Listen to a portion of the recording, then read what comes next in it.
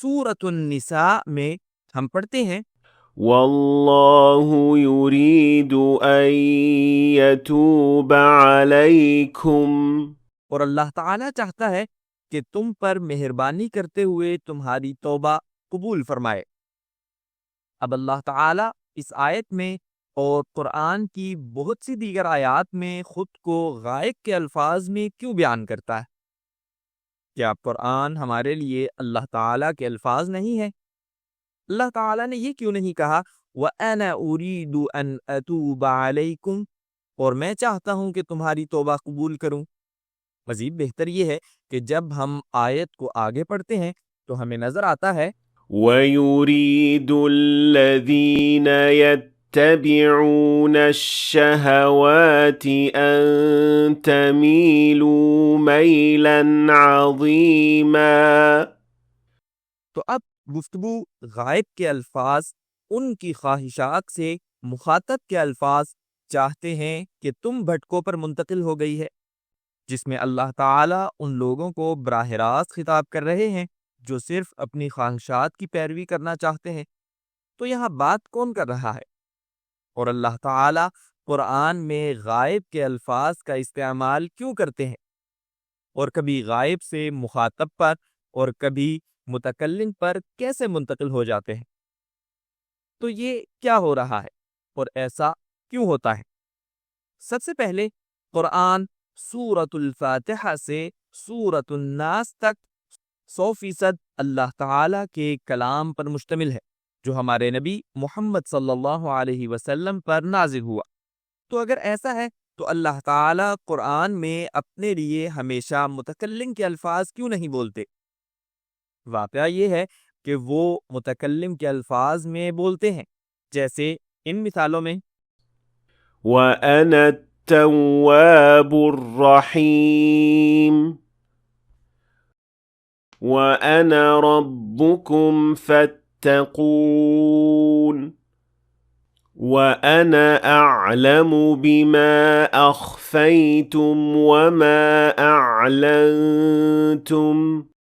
تو وہ قرآن میں اپنے لیے متکلم کے الفاظ استعمال کرتے ہیں، لیکن یہ پورے قرآن میں ہر جگہ نہیں ہوتا، کیونکہ قرآن کے دیگر مقامات پر اللہ تعالیٰ نے اپنے بارے میں بات کرنے کے لیے غائب کے الفاظ کا انتخاب کیا ہے، اور اس کے کئی اسباب ہیں۔ اسباب پر نظر ڈالنے سے پہلے ایک بات پر توجہ دیں کہ متکلم وہ ہوتا ہے جو کلام کرتا ہے، اور مخاطب وہ ہوتا ہے جس کے ساتھ کلام کیا جاتا ہے، اور غائب کے الفاظ اس کے لیے استعمال کیے جاتے ہیں جس کے بارے میں بات کی جائے لیکن نہ تو وہ بات کر رہا ہو اور نہ ہی سن رہا ہو، لیکن یہ کلام سے متعلقہ افراد کی حقیقی قسم ہے۔ لیکن بعض اوقات کلام کرنے والا اپنے لیے متکلم کے الفاظ کی بجائے غائب کے الفاظ استعمال کرتا ہے، جیسا کہ ہم نے اس آیت میں دیکھا۔ تو آئیے اس کے اسباب جانتے ہیں۔ پہلی بات یہ ہے کہ قرآن عربی زبان میں نازل ہوا، لہذا اللہ تعالیٰ نے وہی طرز بیان استعمال کیا جو عرب استعمال کرتے تھے، اور یہ ایک حقیقت ہے کہ عرب کبھی کبھی اپنے لیے غائب کے الفاظ استعمال کرتے تھے اور کبھی متکلم کے۔ یہی عرب کا انداز گفتگو تھا۔ دوسرا سبب متکلم کے نام اور صفات کا بیان۔ بعض مواقع پر سننے والے کو متکلم کے نام، اس کی صفت یا اس کے منصب کی یاد دہانی کرانا صرف میں کہنے سے زیادہ مؤثر ہوتا ہے۔ یہ ایسے ہے جیسے بادشاہ جب کوئی فیصلہ یا سرکاری اعلان کرتا ہے تو کہتا ہے کہ بادشاہ کہتا ہے، یا بادشاہ نے یہ حکم جاری کیا ہے۔ یہ صرف میں کہتا ہوں یا میں حکم جاری کرتا ہوں سے زیادہ مؤثر اور باوقار انداز ہے، کیونکہ یہ سننے والے کو یاد دلاتا ہے کہ بولنے والا کون ہے اور حکم کس کی طرف سے آ رہا ہے۔ اسی طرح اللہ تعالیٰ بعض مواقع پر غائب کے الفاظ اس لیے استعمال کرتا ہے تاکہ ہم اس کے ناموں اور صفات کے استعمال کا طریقہ سیکھیں اور ان کی یاد دہانی رہے، جیسے اللہ لا الہ الا هو الحی القیوم۔ چنانچہ اللہ تعالیٰ اپنے نام سے خود کا ذکر کرتا ہے تاکہ ہم اس کے نام اور صفات کو یاد رکھیں۔ لہٰذا اس میں کوئی تعجب نہیں کہ سورۃ الفاتحہ، جسے ہم دن میں کئی مرتبہ پڑھتے ہیں، الحمد للہ رب العالمین سے غائب کے انداز میں شروع ہوتی ہے تاکہ ہم روزانہ اس کے نام کو یاد کریں۔ تیسرا سبب وہ ہے جسے عربی زبان میں التفات کہتے ہیں۔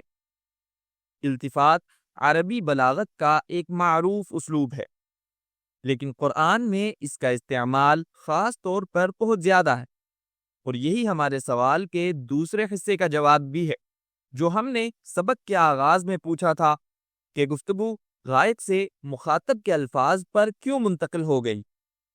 التفات کا مطلب یہ ہے کہ مقرر بالخصوص طویل گفتگو میں متکلم سے مخاطب اور مخاطب سے غائب کے الفاظ پر تبدیل کرتا ہے، جس سے سننے والا متوجہ رہتا ہے اور غور سے بات سمجھتا ہے، اور یہ طریقہ سننے والے کو اکتاہٹ سے بچاتا ہے، خاص طور پر طویل خطابات میں۔ میری بات سمجھنے کے لیے تصور کریں کہ اگر پورا قرآن صرف اور صرف میں کے سیرے میں اتارا جاتا تو وہ ہرگز اتنا کامل نہ ہوتا جتنا اللہ تعالیٰ نے محمد صلی اللہ علیہ وسلم پر نازل فرمایا۔ التفات قرآن میں بہت سے مقامات پر بہت سی صورتوں میں ملتا ہے، جیسے ان مثالوں میں وَقَالُوا اتَّخَذَ الرَّحْمَنُ وَلَدًا لَقَدْ جِئْتُمْ شَيْئًا إِدًّا۔ یہاں معنی غائب کے الفاظ سے شروع ہوا اور انہوں نے کہا کہ رحمان نے بیٹا بنا لیا، اور پھر اچانک مخاطب پر منتقل ہوا کہ تم نے بہت بڑی بات کہہ دی، یعنی براہ راست خطاب۔ اس تبدیلی نے مفہوم کو زیادہ شدید اور مناظرانہ بنا دیا ان لوگوں کے لیے جو اللہ تعالیٰ پر ناحق بہتان باندھتے ہیں۔ ایک اور مثال، حَتَّى إِذَا كُنتُمْ فِي الْفُلْكِ وَجَرَيْنَ بِهِمْ۔ یہاں گفتگو مخاطب کے الفاظ سے شروع ہوئی، اور جب تم کشتیوں میں ہوتے ہو پھر اچانک تبدیل ہو کر اور وہ انہیں لے کر چلتی ہیں غائب کے الفاظ کی طرف چلی گئی، اور بعض اوقات التفات میں خطاب دو لوگوں سے ایک کی طرف منتقل ہو جاتا ہے۔ فَلَا يُخْرِجَنَّكُمَا مِنَ الْجَنَّةِ فَتَشْقَى۔ تو یہاں آیت دونوں آدم اور حوا علیہم السلام سے خطاب کر رہی تھی، لیکن آخر میں صرف آدم علیہ السلام کو خطاب کیا گیا، اور التفات کلام کو حال سے ماضی میں بھی تبدیل کر دیتا ہے۔ إِن نَّشَأْ نُنَزِّلْ عَلَيْهِم مِّنَ السَّمَاءِ آيَةً فَظَلَّتْ أَعْنَاقُهُمْ لَهَا خَاضِعِينَ۔ جیسے یہاں فعل ننزل حال میں ہے، لیکن اسی آیت کے آخر میں فَظَلَّتْ ماضی میں آ گیا۔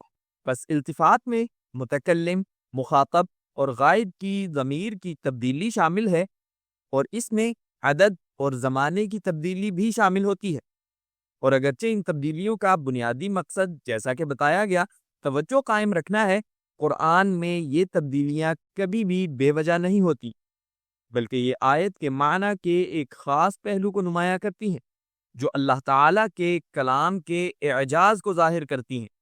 اگر آپ قرآن کریم کی تفسیر میں التفات کی مزید مثالیں اور اس کی بلاغی جہتیں دیکھنا چاہتے ہیں تو نیچے کمنٹس میں بتائیں۔